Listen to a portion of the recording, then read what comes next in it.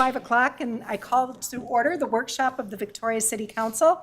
Our workshops are informal, so we'll dive right into our agenda. There are 2 items on our agenda this evening, both related to the 2023 budget. The first item, 2.1, Council will discuss water, sewer, and stormwater funds, the Victoria Rec Center Fund, and our 5-year capital improvement plan. So kicking us off this evening, Assistant City Manager Tricia Pollock. Welcome, Ms. Pollock. Thank you, Mayor. Good evening, Council. So tonight is our last workshop before the final budget and tax levy adoption. So on the agenda, as the Mayor noted, the Victoria Recreation Center budget, utility fund budgets, capital improvement plan, and then we will ask to hear from Council. So we'll start off with the Victoria Recreation Center budget tonight. The projected revenues are 6.6% higher than 2022. Those revenues are reflected from the increase in memberships and programs since the pandemic. So we're seeing higher revenues coming in to closer to our pre-COVID numbers. 79% of the revenues received are from the school district. So in this chart, you'll see 53% of that is in the lease and 26% of that is in reimbursements for building expenses that we bill them back for. And then that other 20% are those charges for services that I mentioned, memberships, program fees, facility rentals. Just remind me how long that lease goes for? So that lease will go into for another 10 years. It is set up to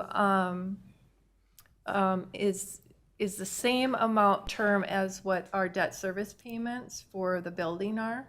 So when that lease is up, then so will that those bond payments will no longer be made, and that's about, as you'll see in the under expenses, that is $340,000 annually in debt service payments.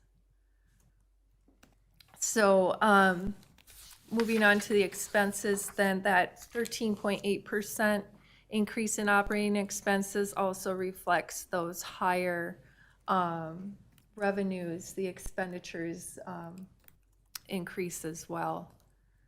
And then there's $125,000 in for capital outlay for locker room renovations at the rec center. And then also that, as I mentioned, the $340,000 debt service payment for the building. Trish, what's causing the increase of 13%? Is it? So it's mostly, so the operating expenses, for example, when we have more programs, we have to pay the provider of the program. So say it's exercises, exercise classes, whatnot.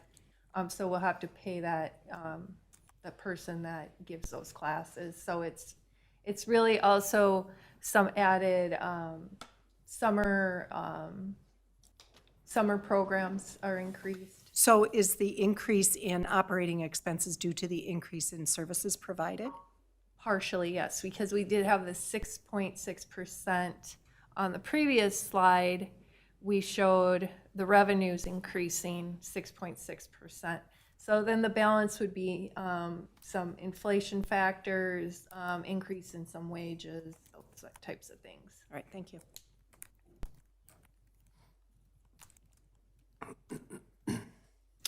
So we're going to move on to the water fund. And do you have any questions specifically about the rec center? Anybody, as long as we're on those slides? No, I think that she didn't mention that, just the overhead that's where it's coming from. Mm-hmm. Utilities as well. Okay, we'll move on to the water fund. So there are not any increases to the water rates for 2023.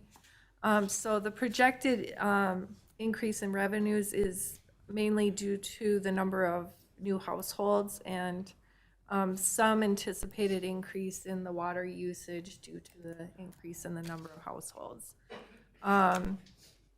As far as non-operating revenues, we have $800,000 bonding possibly that we may do for that well number 6 project. So it wouldn't be for the entire project, but just a portion of that project.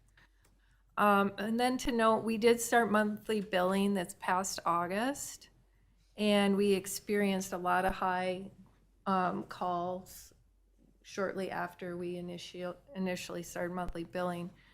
So that was the July bill, which is really high water usage month. So we were able to really educate a lot of residents on how much water they're using just by being able to communicate with them after that first billing. So that was really important, we felt.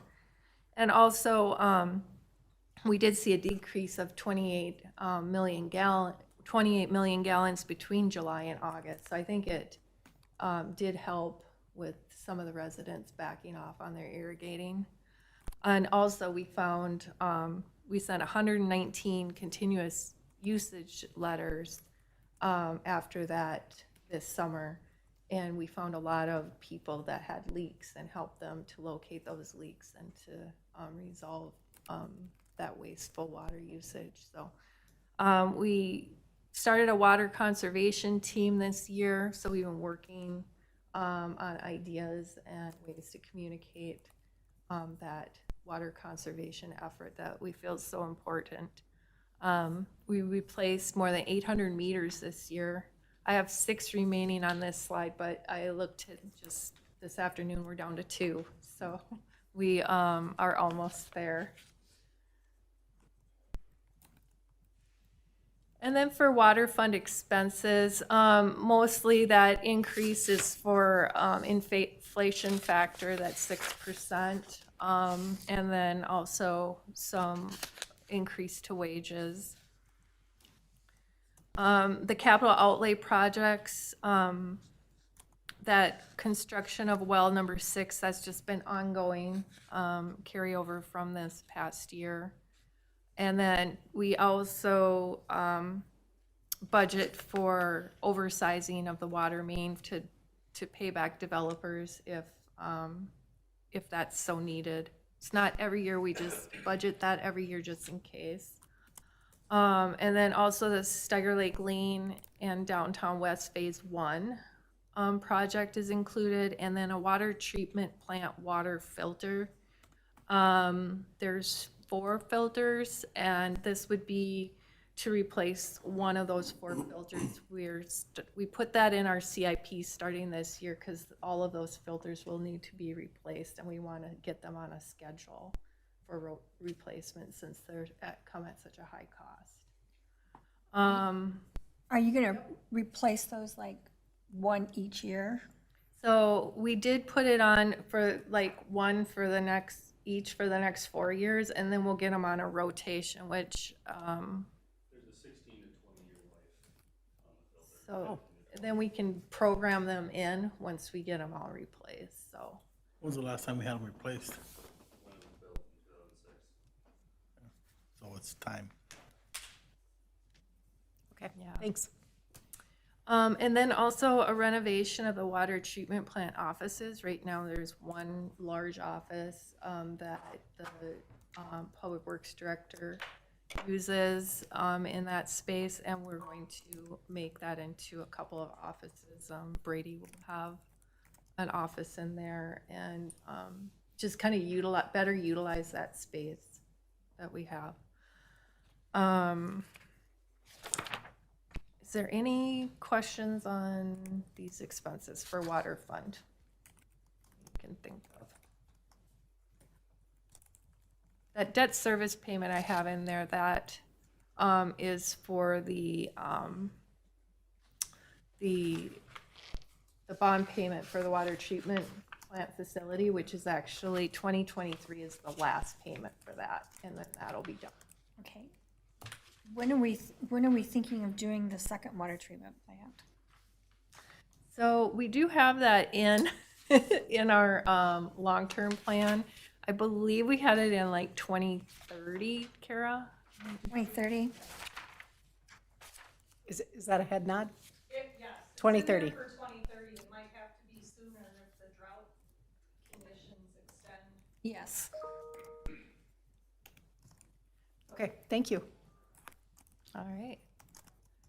We'll move on to the sewer fund.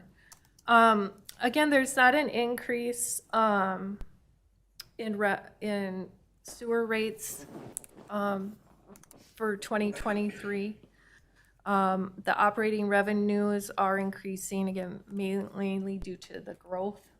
And the non-operating fees include bonding for County Road 18 trunk sewer replacement if that project would go forward next year. It's not for sure at this point, but we do budget that just in case. And then there's also $477,000 in fees from building permits and developer agreements, so connection fees, revenue is included. Can I ask where you got the graphic of the sewer? No, just went out and took a picture. Don't remember, actually. I got it a couple years ago, and then I was like, oh, this is cool. Like, I should put this one in here again. I don't know. We maybe took a picture of it out in one of the streets, but does it look like ours? Do they? So I don't remember. So note to staff, go out and get Trish a new clip art. Get some new clip art for Trish. Maybe a fire hydrant or Yeah. something. Spruce up my so interesting slides here, but you can only do so much with numbers. But yeah. And then our sewer fund expenses. So those operating expenses are significantly higher, 23.3%, and that is mainly due to a $220,000 project for sewer repair in the Zumbra area. So that's the bulk of that increase, and then also a little bit for inflation again. The Met Council increase is also a part of that, 9.3% that went up this year. So after this year, we're gonna look at probably making some changes to the sewer rates because that just keeps climbing at such a high rate. How are they justifying their increases? So what happens is they have their specified area of service, and we keep growing and being a bigger portion of that area. So there's maybe just a 5% increase in their rates, but we're taking up a larger portion of their area, so now we're paying more for that. So that seems to be kind of what happened, is our growth is really impacting those fees too. Was the Zumbra sewer repair planned? Brady? No. So, okay. Okay. Did we fix it, or we're gonna do it in 23? They're all, Yeah. we need to, right? Well, certainly, we certainly want to take care of our infrastructure, absolutely, but that's why we have a fund, so that we can take care of those things as they arise. Okay, very good, thank you. And then the capital outlay, so these first four items were actually carried over from 2022. Again, that County Road 18 sewer replacement may or may not, it may get pushed out again. The sewer oversizing, again, same as water, we just budget in case we have to pay back the developer. The replacement of truck 118 is pushed out due to inventories. We weren't able to get the vehicle in 22, so we just carried that over. And then also that grinder pump for lift station 8.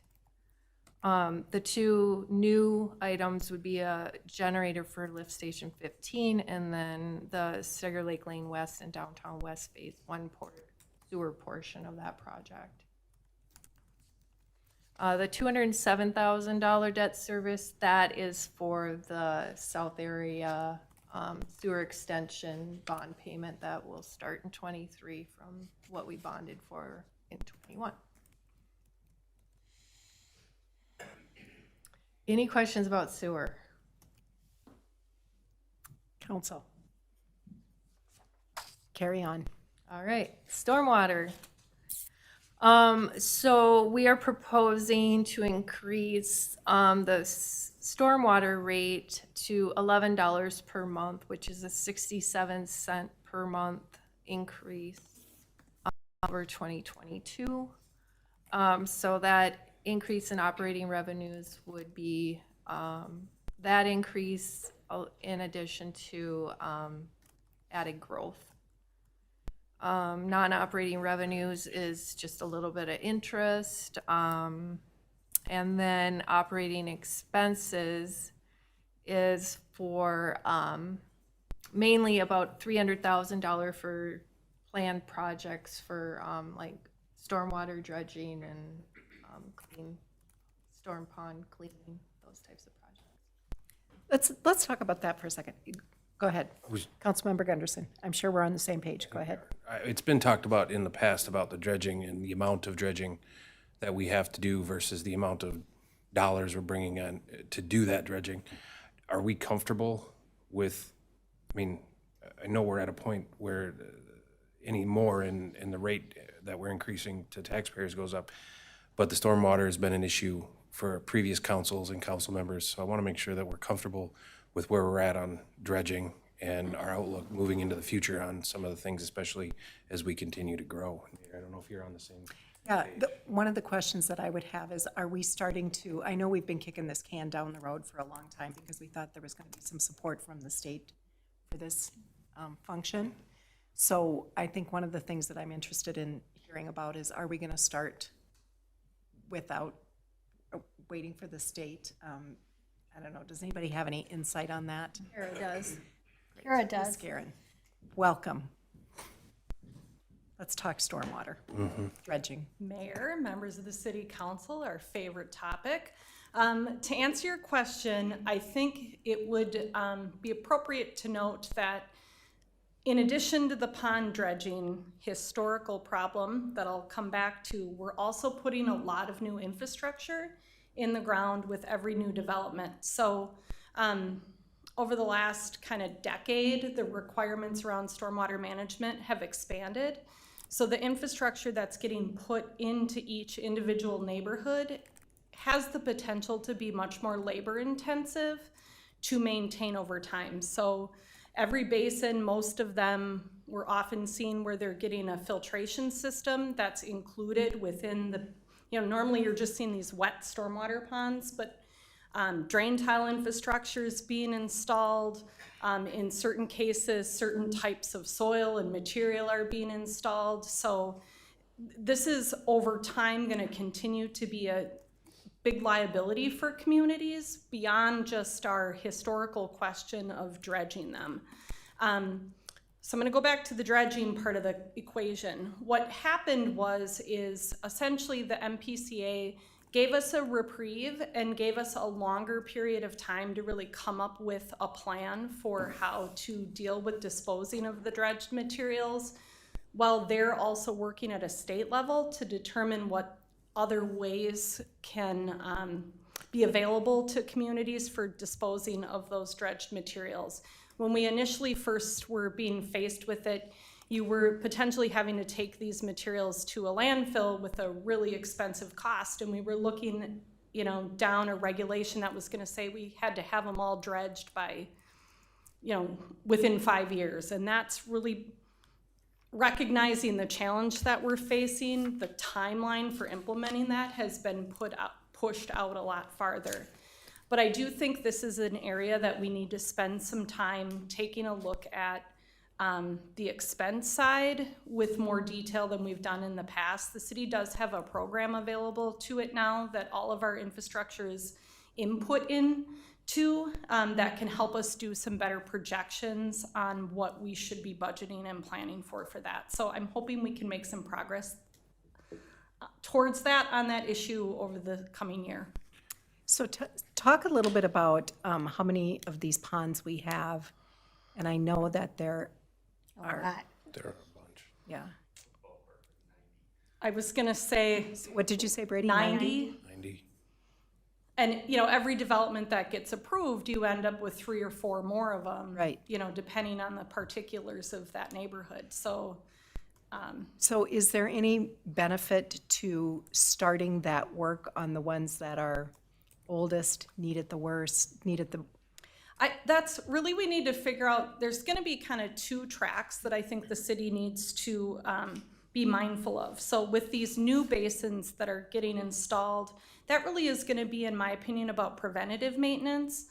So we've been working really closely with the Public Works Department to kind of evolve our specific standards for those basins to have them be more maintainable with equipment that the city has available. And so, you know, like you televise and monitor sanitary sewer systems, we're gonna wanna make sure that the Public Works Department has the resources to do the routine inspection to stay ahead of the maintenance on those new types of basins that are getting installed. It would, you know, be a real challenge if we don't do that.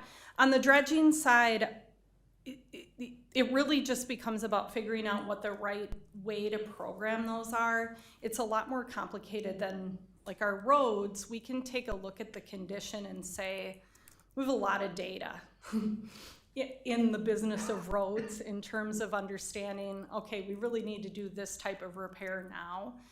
We need to spend some time doing more of that level of analysis on the older basins to determine what the cost benefit is for dredging.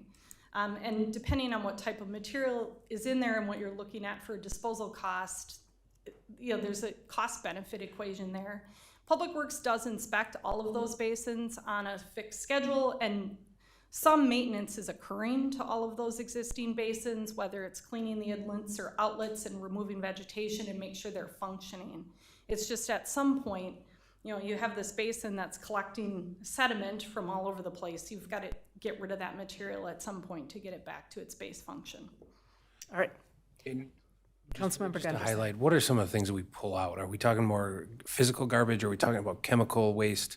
What are some of the things we're pulling out? So the of stuff that routinely will just get removed as part of regular operations process will just be like sediment that's collecting at the end of an inlet or an outlet to the basin. So pipes going in, pipes going out, things of that nature. But the basin itself has been collecting material over time for, you know, the 20 years it's been in existence. So really, what amount of material do you need to remove from there, and what can you do with it to get rid of it?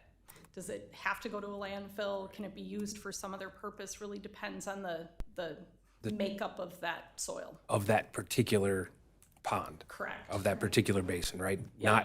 Not all basins are the same or Right. created equal. So we could be looking at one with more physical garbage and one for some reason got contaminated with a chemical contaminant, right? Which one or the other may be more expensive, Correct. right? So Simplifying it, yes. so finding a good balance on our finances is just knowing what's in every pond, and that's difficult to do until you get into it, right? Yeah, and you know, the reason why I appreciated the opportunity to talk about it here is I think, you know, the city sees that fund balance building up over time, and sometimes there becomes a urge to wanna not do that, but I think in this case, your liabilities are not insignificant, and if you can have that money in hand, it will help you all out in the long run.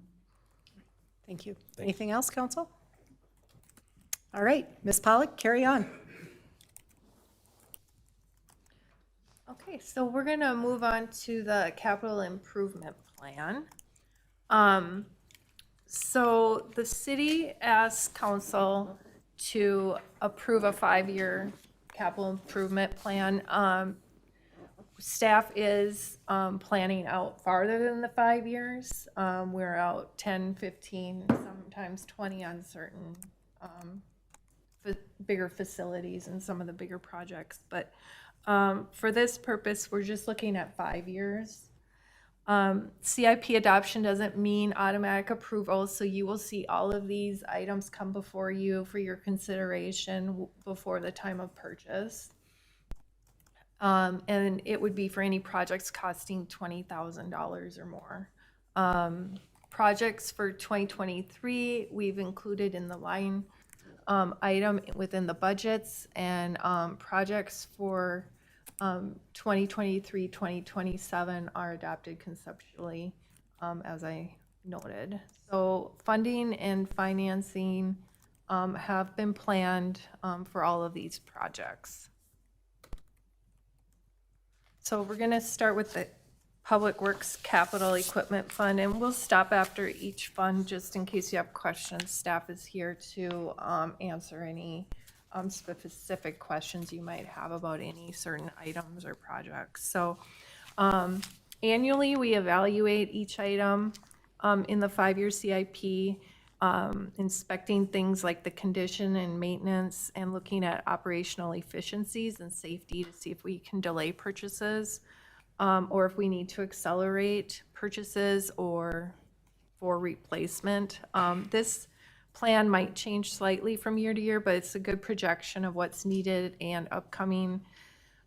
Due to supply issues, we were not able to replace truck number 120 last year, so that purchase has been pushed into 23, similar to what we discussed in the sewer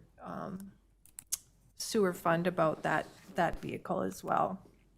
There are 2 other truck purchases included in the CIP, one additional for the added staff, and then another replacement vehicle, which would have been replaced in 24, but we moved it up because we're going to, instead of trading that one in, we're going to use that for the new CSO position. So that vehicle will be getting used. And then we're also planning to purchase a Sand Pro, which is equipment to groom baseball fields. So this fund balance is supported by annual transfers from the general fund. So do you have any questions about any of these? Do we need, I'm assuming it's in there for a reason, but I see the back-to-back years 24 and 25 where we're spending $250,000 on back-to-back dump trucks, right? Are we that desperate for it to add a second truck in 25? So I did have this conversation with Dave, the Public Works Director, when we were going through the CIP, and it's in there as a placeholder. We do think that with all of the added developments in the south area, that he does feel like we will need to have another truck because there will be enough streets to add another route. So that's Is that for salting? What is the for dump snow truck for? removal. Huh? Snow removal, and then it would have the potential to put salt down as well. Do we ever look at used? So I don't think we usually use these vehicles like way over what, we would like to normally use them. Like we've been pushing off this one that's in 24, I think was supposed to be programmed for like 2 years ago, and we keep kind of pushing it out there. Because like I said, each year we're evaluating the condition of the vehicles, but with the aged vehicles comes a lot of costs for repairs. So when purchasing used, you would also have to expect to have more maintenance costs on a used vehicle. So we don't purchase them often, but we have not purchased a used one in the past. But obviously, that's something that our Public Works Director would look at when determining what's out there and what's available to purchase. Aside from the city vehicle accident last year, do most of our trucks make it to the end of life? Where we make the choice that they're done, or do they end up getting to a point on maintenance where we have to make the decision that it's just not worth it and it's less than 10 years? Is it- or do So we we've push? been holding them for, we were doing 10 years, now we're doing 11 to 12 years actually, so we're even holding on to them longer, so. I mean, we will look at the condition and how many miles and, you know, with all of the pickups having plows on them, they get a lot of heavy-duty use, with plowing streets, so, typically,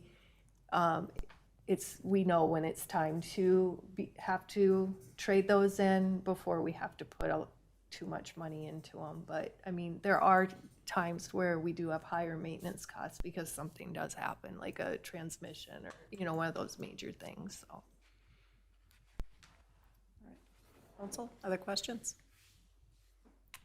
All right, moving on. Okay, fire. So there's a planned purchase for a third command vehicle in 2023, along with a warning siren. The warning siren is actually funded from fees that are received through development fees, so new homes have, when they do a development for each lot, there's a fee. I think it's $50 per lot. So those funds just get saved, and then they are spent on the warning siren.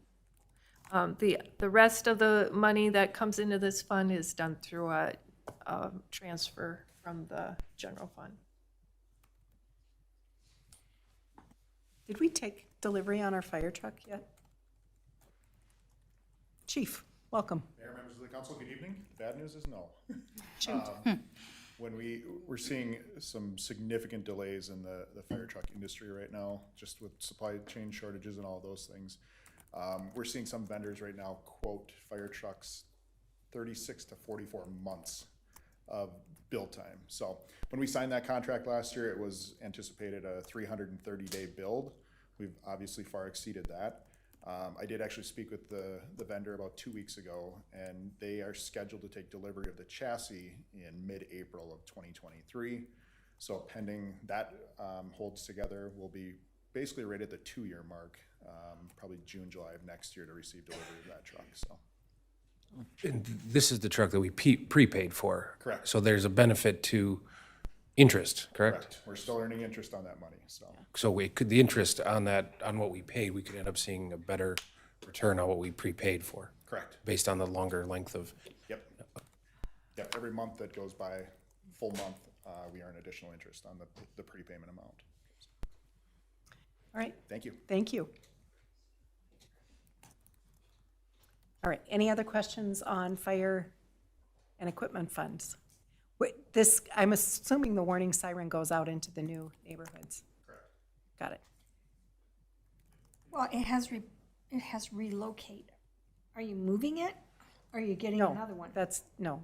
Yeah, so there's 2 projects on there. One, the 2023 one would be an additional one for the city for the new growth areas to cover like the south area. The relocation of one, we currently have one that sits on property that's owned by MnDOT up on Highway 7. And our preference would be move that onto city-owned property just so we don't run into, MnDOT sold a portion of that property earlier this year, or late last year, I think. So just to alleviate any future issues of where that is placed, we want to get that relocated onto city property. And that costs $15,000 to move it? Yep. That specific siren is connected to the electrical grid. It's not a solar powered siren like all the rest. So it would have to get reconnected to the electrical grid, and that's where a significant portion of that cost come in. So. Okay. Thank you. All right, Ms. Pollock, carry on. Okay, so our next fund is the Capital Facilities Fund. So for 2023, there's a item in there, the City Hall HVAC controller. And then also, I have put in there for the fire station land payment, so you'll see that spread over the 5 years. Our plan is to do an interfund loan from the sewer fund to pay for that land. They're closing on Wednesday. And so that would just be a repayment back out of that fund to pay back for that land. And then the new fire station, that is for design, which is anticipated to begin next year. So both 23 and 24, those are both design costs. And then the new fire station would be scheduled for 2025. That would be a project that we would need to bond for. Do we anticipate having any cash to put towards that project? It's too early to really tell right now. As of right now, I would say no. But if for some reason that we don't know about that we had cash, it's definitely something we would consider doing. I mean, obviously, interest costs are going to play a part in the scheduling of this build. Right now, interest rates, as you all know, are going up. So hopefully within a couple years, we see those come back down to make it more financeable. But right now, we don't have any planned cash to pay for that project. All right, thank you. Yeah. I have a couple of questions. Yeah, The Councilmember the Black. City Hall HVAC controller, what is that? So that is so Zach Peglo, our maintenance technician, said that this is something that's been needing to be replaced for quite some time. Dana, I don't know, do you have more specific information on it? I know Alyssa did, but she's out tonight, ill. Yeah, I've got a little bit of information, Mayor, members of the council. So we did some upgrades as part of our CARES Act funds with the HVAC system, but part of that was we were on the fence as to whether those control panel needed to be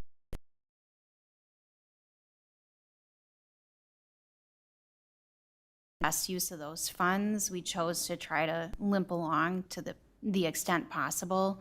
That control panel. So now we're at the point where we need to replace. Is that's what's controlling where it's hot and cold? Okay. Okay, because I was wondering why it was still hot and cold. And I thought we replaced it with the CARES money. Councilmember Black, Mayor, members of the council, yes, that is correct. We did the best that we could with the funds that we had available to us for that project.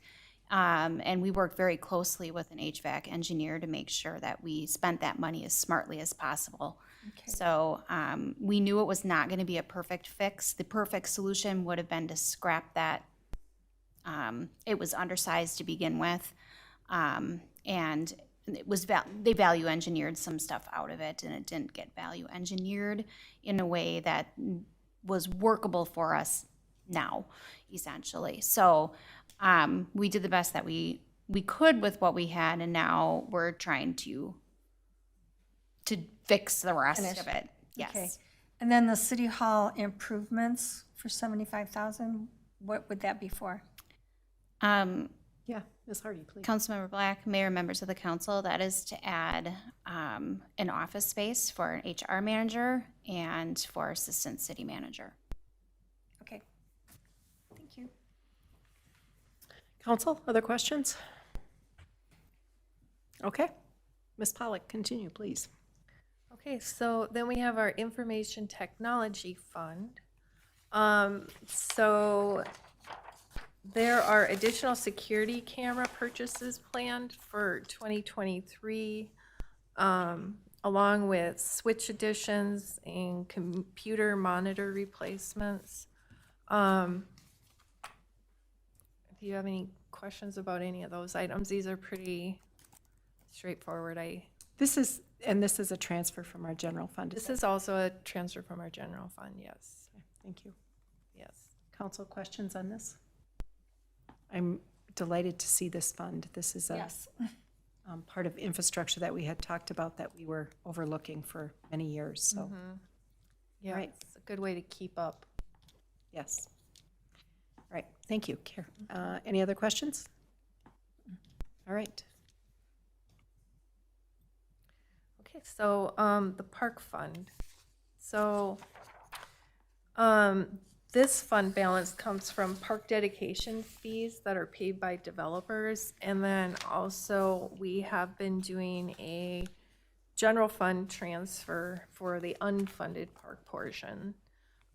Since we don't know when we'll receive park dedication, how much we'll receive, we don't budget for any of those new revenues until we know for certain that we'll be receiving them. So it can get a little tricky on timing and knowing when we'll be receiving funds and when we'll be able to do these parks. But we do have the Lakeside Estates Park Phase 2 scheduled for next year.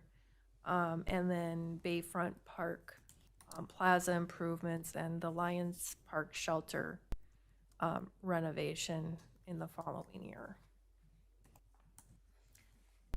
The Lions Park Shelter 2 renovation, there's gonna be a second one? Or there is No, a second that's the Poppets Field shelter, the one that has the restrooms over by Poppets Field and the concessions. That's the shelter. It's existing, it just needs renovation. one? The one they just put the kitchen in?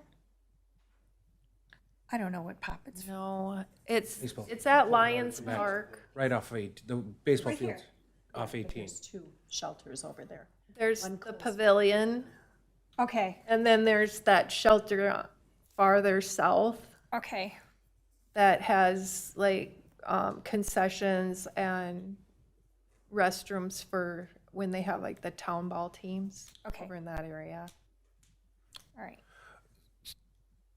Councilmember Gunderson.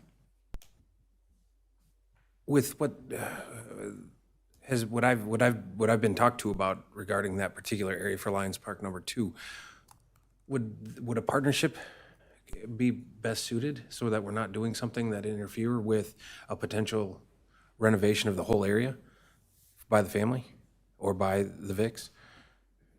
Because putting $100,000 for something to be redone if a project is put forward over there seems to be a waste of money. Ms. Hardy, please. Thank you, Councilmember Gunderson. Mayor, members of the council. So a couple things. Partnerships, we love partnerships. So we try to partner whenever we can where it makes sense. And we've been having lots of conversations with many different stakeholders that could potentially play a part in some way, shape, or form in future funding of this field and other fields. So that being said, there are certainly some challenges, and staff have had some eyes on some of these challenges recently. And I think there are some safety-related things that we'll probably want to address now to the tune of $100,000. That's kind of these are things that we should do just to make sure that things are maintained in really good condition for what our community expects for the parks. As Trish mentioned at the beginning of the discussion here tonight, this CIP is just that roadmap. Right. And so anything specific, we would be bringing back to you, and we certainly would be seeking those partnerships to help offset some of those funding burden on the city where possible. Okay. Any other questions? All right, Ms. Pollock, continue, please. We still have a couple more slides. I have a question at the end, that's why. Oh, yeah, okay. All right, we'll move along to Trail Gap. So, again, this fund now is funded by the general fund transfer. And these 2 projects, the Greencrest Sidewalk and the Bavaria Trail Hill Point to Highway 5, are both projects that are being carried over from 2022.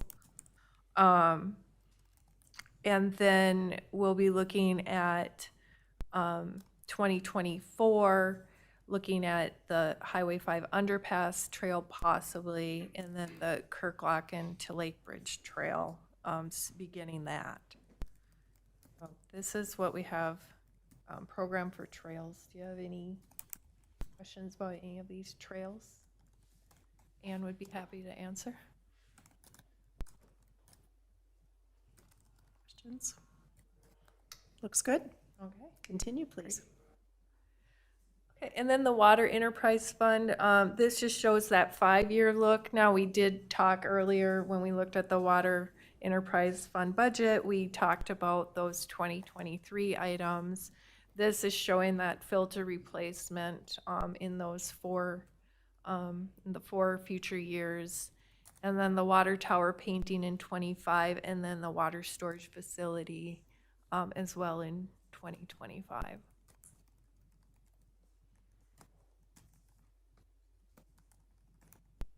Any questions? It's expensive to grow. It is. All right. Moving on. And then the sewer, again, we talked about those 2023 items. We're looking at County Road 11 sewer upgrade in 24, and then lift station 11 in 24 as well. Some upgrades to lift station 18 in 2025, and then an additional to add a generator for that same lift station in 2025. All right. Council questions? Seeing none? Okay. Now we'll take a look at the long-term street maintenance fund. So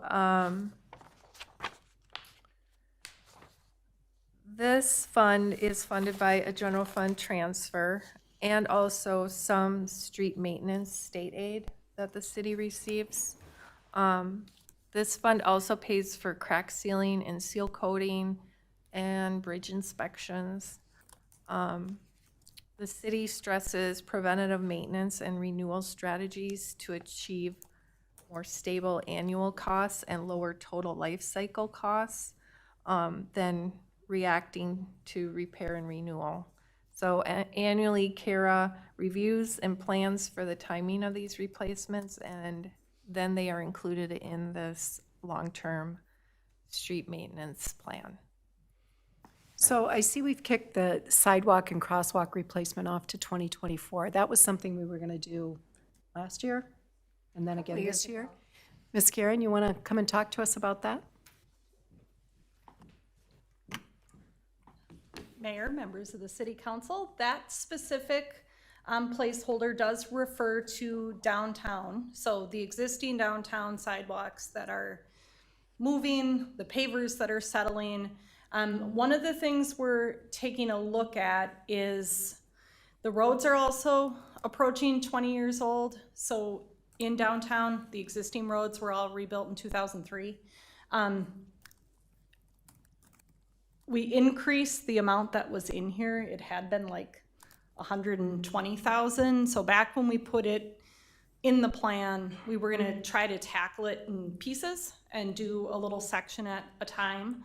And then the pandemic hit, and it became not a great idea to take people's outdoor seating away to fix sidewalks when people were using that space. So now we really think we probably should take a little bit broader look at it and really figure out how do we fix all of it. You know, doing the kind of piecemeal approach. We did try to get quotes for that work 2 or 3 times and couldn't actually find anybody to really give us a quote to do the work because it's kind of piecemeal in nature. So what I've been talking to Dana about is really possibly taking a look at in advance of that year. So in 2023, maybe getting some consultant help to help us figure out what the best approach would be to fixing things. So as an example, you have the pavers, you walk everywhere, the pavers are settled down below the sidewalk. The pavers themselves are still in good shape. They've just all settled. So do you rip them all out? Do you know, can you raise them? What's the best approach for trying to do that repair? So I did request that Trish increase the amount in the long-term street maintenance plan for that. But we're also simultaneously taking a look at the overlay programming. So this year, You all haven't had an opportunity to see this report yet, but we did have a firm go out and rate all of our streets that are in need of approaching the point in time in which we're gonna overlay them to help us make a better decision about what year to complete those overlays in. So I'm kind of layering on that timing along with the downtown streets, this need to really figure out what the right year to do that is. That's construction intensive, so partly why we put it in 24, not 23, is because we're gonna be doing Steiger Lake Lane in 23. We gotta be mindful of like timing the construction downtown when there's construction happening adjacent to downtown. So that's another area I think we'll be working on in 23 to kind of sync that all up and come up with what the right plan is. But we did increase that projected amount because we just didn't think we were gonna get very far with 100,000 with the extent of settling we're seeing here. I have a question. Is there any way, while we're waiting, that, well, in the spring, when things thaw, to just have Public Works go around, or whoever go around and check the pavers and such? Because before the pandemic, I saw 2 elderly people trip and fall right out here in front of Victoria House on those pavers. And, you know, it's uneven, and then the sidewalks heaved, and just a way to make it safer for everyone. Sure, Mayor, Councilmember Black. Public Works does inspect the downtown area routinely, so I would expect, I don't want to, Dave's not here, so I guess I'll look at Brady, but I do believe that they do that, and you'll see examples where the sidewalk's been sort of shaved off, where they're trying to improve the safety of those conditions as things move. Thank you. Okay. Anything else? Well, Kara's at the podium. All right. Okay, so city staff spent some time reviewing the transportation projects on the graph that you see here, and you've seen this before. We've created that long-term financial plan to fund the city's share of these projects. The plan is to use MSA funds for Highway 11 and the Marsh Lake Road roundabout, which you'll see in the 2023. And then also the Highway 11 south of the railroad tracks to Highway 10. The rest of the projects are built into our long-term financial plan using bonding, and then also there's some streets that we'll be able to have the developer pay for a portion of the costs as well. And she has an update. Oh, great. Well, welcome back. Hi, here I am again. What you're seeing on this graphic very closely ties to the Arboretum Area Transportation Plan and the county's timing of funding of projects, and the influx of external funding to help offset some of the broader share of the project costs. What we have plugged in here is what we anticipate to be the city share, regardless of some of those external dollars that might come our way.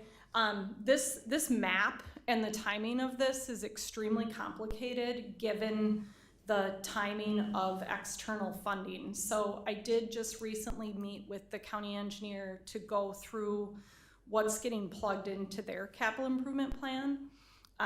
We should have official word tonight about the outcome of the regional solicitation funds, that a bunch of applications were submitted that we're waiting for word on that. So this picture of this puzzle is going to continue to change and get updated as more funding and more information becomes available. What we wanted to make sure, though, was that the city was planning and starting to come up with a funding strategy to pay for the city's share, so that when the project arrives, we're prepared to bring to the table what we need to bring to the table. So I did just want to note that it's there's moving pieces. Okay, so the 950,000 in 2023 for 11 in Marsh Lake Road doesn't mean that the roundabout is going to be done in 2023. That is correct. So we are anticipating, it sounds like that intersection is gonna get some funding, but right away will need to be acquired and the roundabout will need to be able to be designed. So right now we're thinking that construction, the soonest would be 24. But the other thing that we're meeting to talk about is we can't have every road closed at the same time. So what's the right order and sequencing of these things? When you talk about the Marsh Lake Road, there's kind of 3 projects associated with that area, and I'll just use these to kind of highlight the challenge. You have the 11 and Marsh Lake Road roundabout. You have improvements down at 10 and 11. And then we have the section of 11 that'll need to be improved as development occurs south of the tracks. And then we have the project we just finished. The project we just finished, as I'm sure you all know, that detour frustrated a lot of people. Yes. So we certainly can't have then 3 subsequent separate projects, you know, every other year, unless you want to have a room full of very angry residents. So needing to figure out how to fit those puzzle pieces together to get the funding available, but then also do that in a way that makes sense with whatever's happening on 5. And of course, County Road 18, So I know that we have a bunch of different buckets of money that we can draw from to pull together a singular project. If we are awarded money for a project from a particular place, does that money come to us and then we deal with the timing, or is some of that dependent on if we can do it in a certain period of time? Like, are we ever at risk of losing money if we can't get it pulled together? all of the above. So, Wow. So depends on the source of the funding, depends on the year that the funding was allocated. We have a fabulous partner with Carver County that we all should be very grateful for all of the heavy lifting they're doing on this funding piece. Tracking it, looking for opportunities.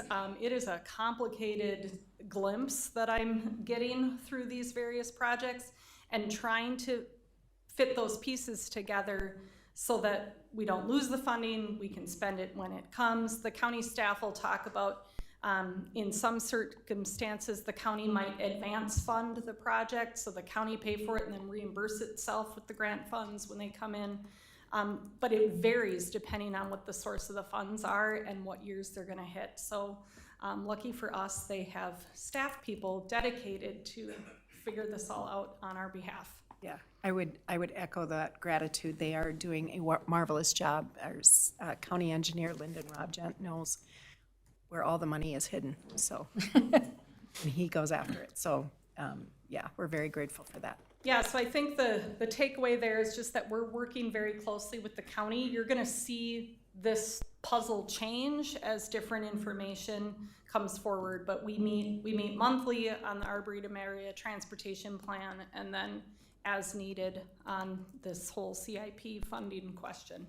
Yeah, and it's really important for the city of Victoria to be ready for when these opportunities do come. So I think this is a really important piece of our budget, considering there are so many transportation improvements we need as we continue to grow.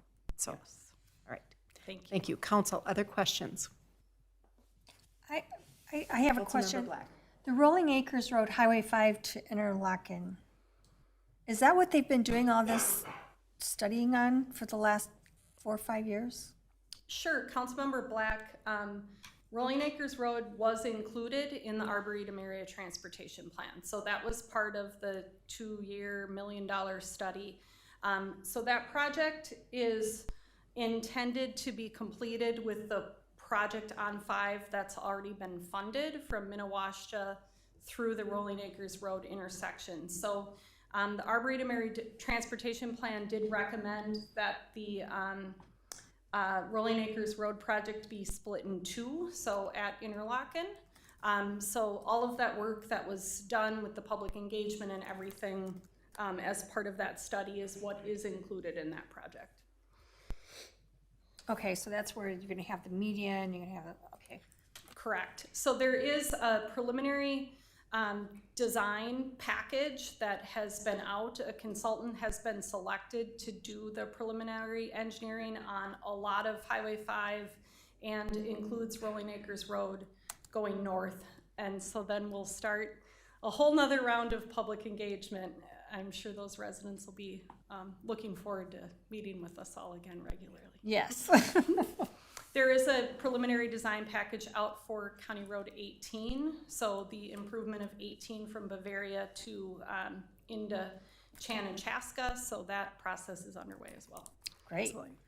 Okay. Terrific. Thank you. All right, Ms. Pollock, back to you.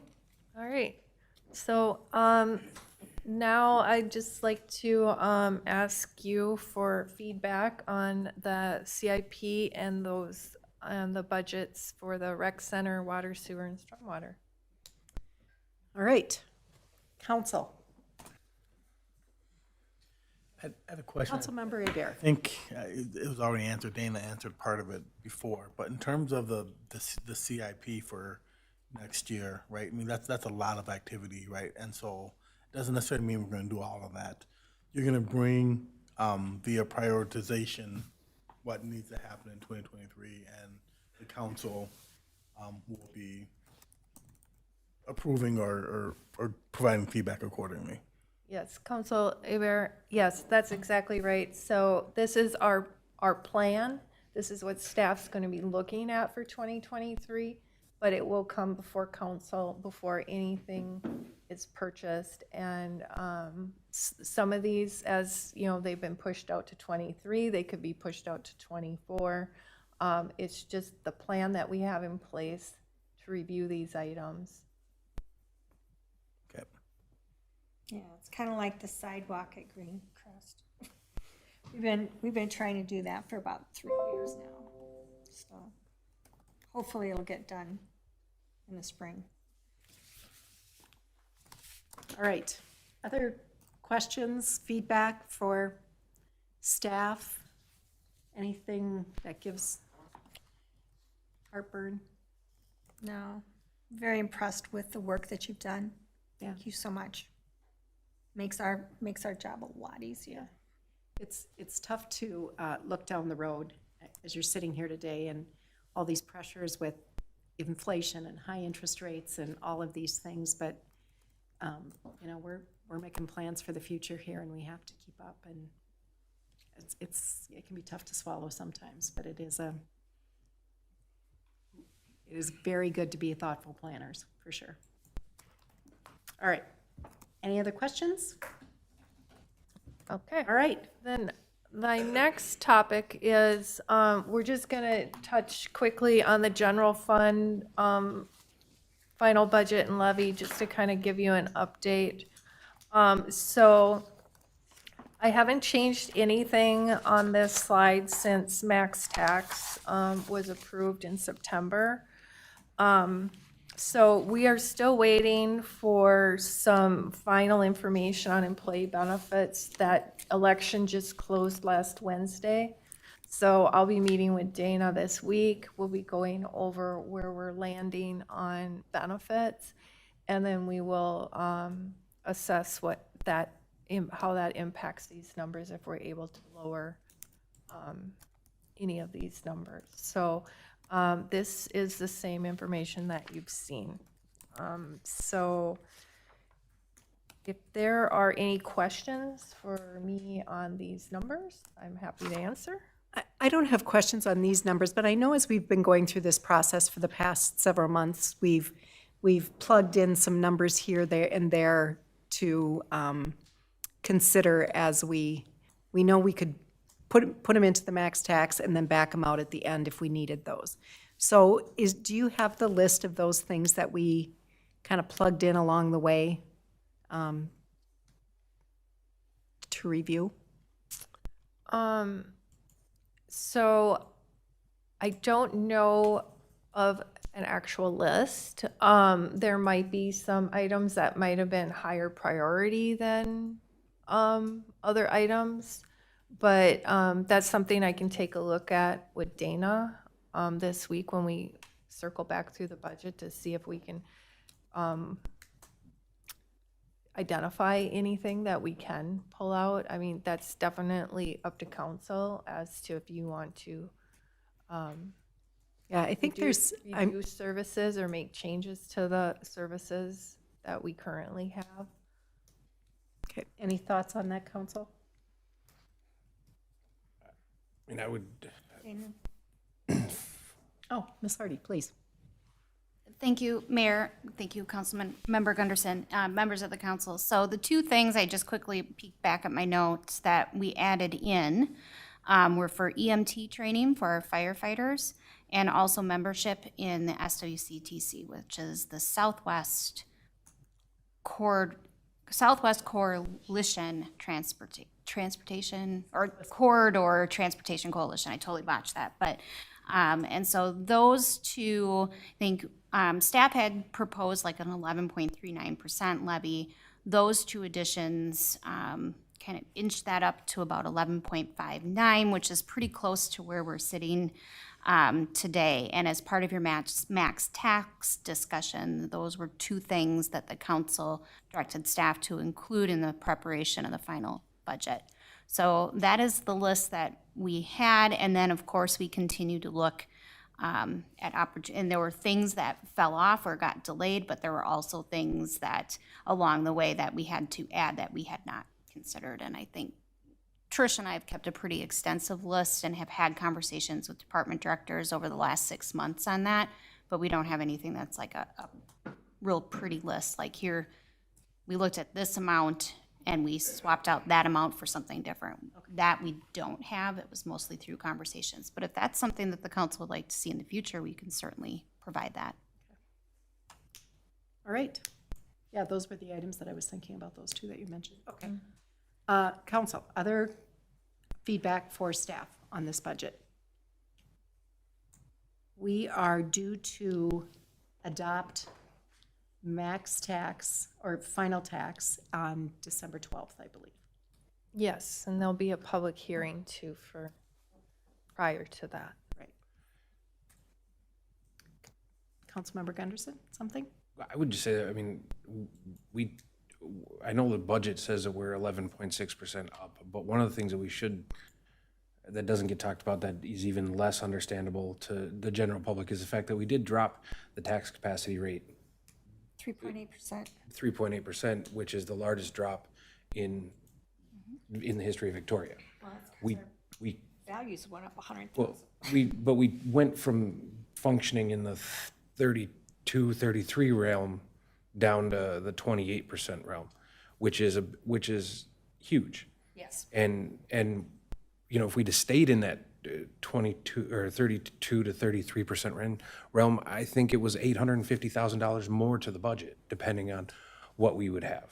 And so we were very conscious about what we were charging based on what we knew of values. And the only reason that we're seeing any kind of growth in our budget is because our home values, and we continue to make those investments in Victoria that we all want to see.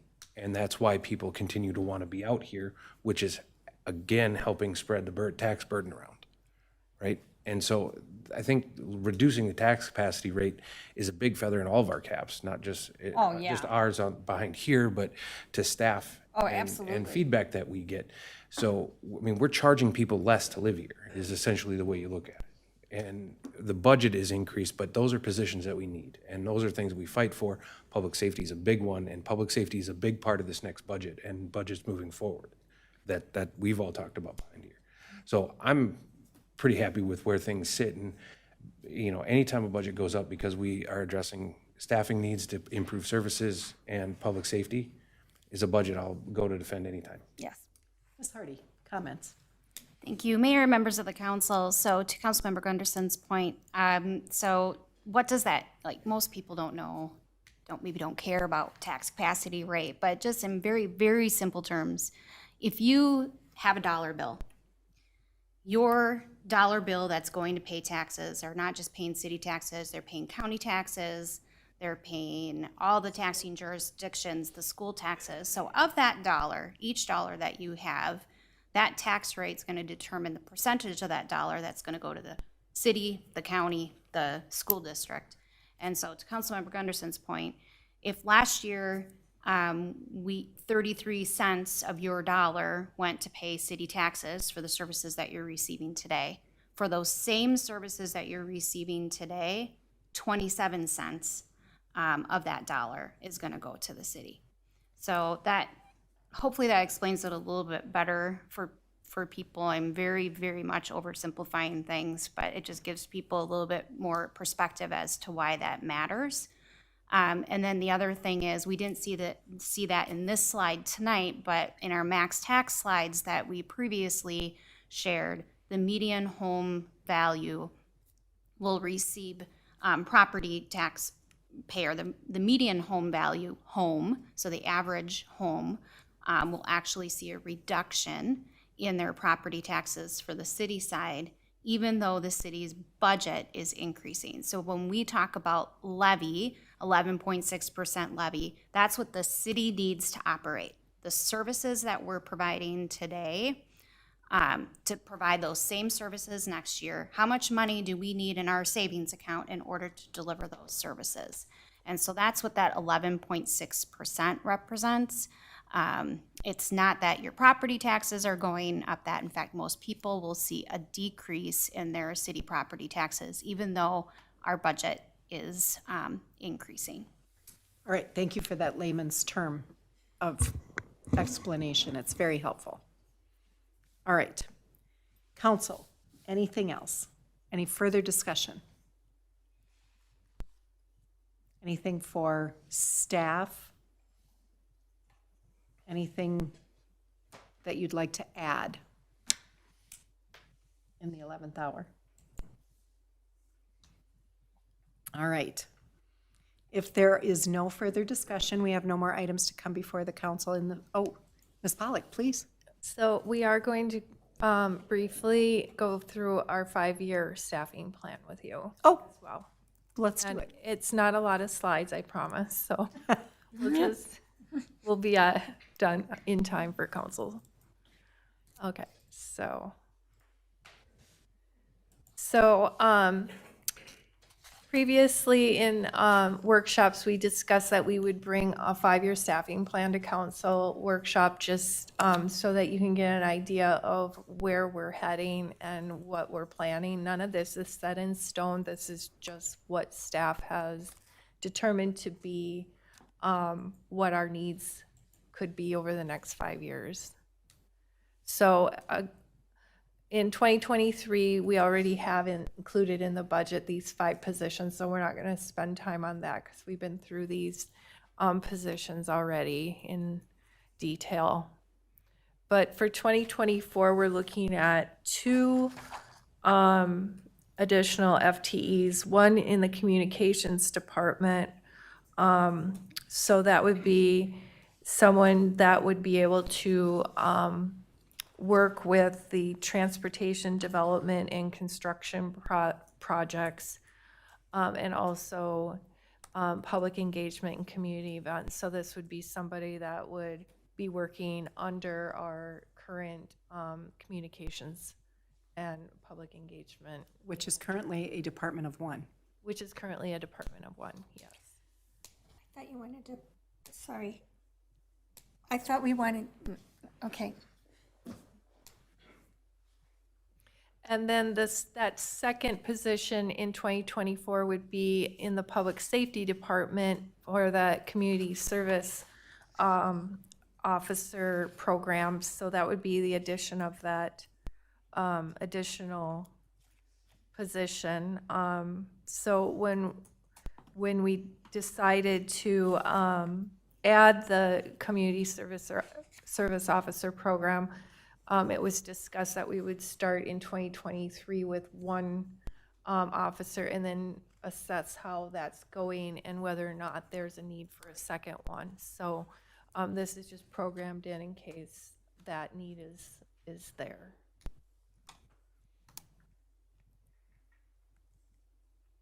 And then for 2025, we have 2 additional FTEs, one in the Park and Recreation Department for recreation programming, that position would likely work under our current park and recreation supervisor to assist in the programming needs that have been growing and we anticipate will continue to grow over the next couple years. So, and then another human resources finance specialist who would work primarily in the human resources department. So that would be focused on payroll and benefits. And then in 2026, we have one FTE for Public Works. So currently, we're on a 3-year schedule for adding Public Works. As you know, we have one in 23, so the next would be in 2026. We're continuing. We feel that that 3-year interval is been a good fit with our growth. So we, of course, will assess the need for that position closer to the time. But for now, that position is in our 5-year plan. And then lastly, in 27, we have one FTE for information technology. So this person would work under our IT manager and help with that direct end user support. We recommend continuing to plan for the addition of IT staff as technology advances. There's more needs. There's a lot more work that goes into supporting all of our technology. So that is in our 5-year plan as well. So looking at a 15-year staffing chart, I went back 10 years and then looking forward to the next 5 years. I broke it down by department. So admin does include like our facilities technician, city clerk communications are included in that admin department. And so when you look at the ratio of number of FTEs and our population, it will bring us up into that 3-ish ratio, which we feel is more comparable to what our market cities are doing as far as population to number of FTEs. What are like Chaska and Chan? So Chaska and Chan are, quite a bit bigger, and they're hard to compare with Chaska because they have a full police department. So I didn't compare us with them, but Chanhassen is close to the 3. And we do have, we selected several market cities that we compare ourselves to. So we've got sort of this comparison set that we benchmark against. Yep. And I tried to eliminate those that have like their own police department because that just really skews things a lot when you look at number of employees, because that adds a lot of employees. So I didn't include them because that would make them obviously quite a bit What about different. Waconia? Waconia is like close to the 3s too. Pretty much all of our market cities were, like I would say like between 2.7 and 3.2. Okay. Is where we kind of landed. Our HR manager, Teddy, reached out and had gotten that information, and then we kind of just tried to determine which ones were closer to kind of our departments and what department we have in comparison. So I feel like we're heading in kind of that right direction with what we're kind of proposing or predicting for future needs. But like I said, we'll need to assess that as we move forward, and our growth can change too from year to year. So that is all I have. So this would just be if you would like any additional information on our staffing plan, or if you have any thoughts or concerns or questions. I think just, I'd like to see a comparison to our market rate city, our market cities. I know we kind of made a big deal about selecting a bunch of market cities that we can compare ourselves to, so, Show a slide. yeah, so that we can kind of see how we're doing against those folks. Would on you those like that benchmarks. with also including the ones that have the police departments? I mean, like Chaska and them, you don't want me to include all of them regardless of their, Didn't we select our market cities based on the fact that they were put together pretty much the same way we were? well, we looked at growth and, you know, some of those, Dana can probably add more to what. Yeah, Thank you, Mayor, members of the council, great question. So, yeah, there were a number of things that we've looked at when we were selecting our market cities. So, similar kind of in, when you think about a community's life or growth cycle, so a similar stage of the growth cycle, although some communities are a little bit more built out. We didn't specifically select communities because they had or didn't have a police department, but it was mostly driven by population, budget size, growth or community cycle, a balance between like commercial development and residential, knowing where we wanted to go. And then we also wanted to think about when we use this tool also as compensation, recruitment, and retention. Where are other people going? So who is our competition? So Carver County communities, and then some of the larger communities that don't necessarily fit, but they still are things that we want to consider when we're considering amenities, and also the compensation for recruitment and retention. So like in Eden Prairie or Shakopee, much bigger in population, their commercial and residential patterns and where they are in their life, their community growth or their life cycle for the community is very different than ours, but they are competition, so. But we could see where we could go. Personally, I would like to see the cities that have also the police department, so we can see a little asterisk, say, you know, they have their own police department. These are how many police officers they have, type of thing, so that we know what we should be having. Yeah, I would agree. I mean, I think it's, if you can, you know, sort of separate those numbers, I think that's a good comparison for us. I can ask our HR manager to put something together. Terrific, thank you. All right, anything else? All right, terrific. And that's it. That's it. You don't have anything else up your sleeve? Okay. No. All right, there's no further discussion and no more items to come before us on this workshop. So with that, I will entertain a motion to adjourn. Motion to adjourn? A second? We have a motion and a second. All in favor signify by saying aye. Aye. Any opposed? Motion carries. We stand adjourned. We'll be back here in 5 minutes.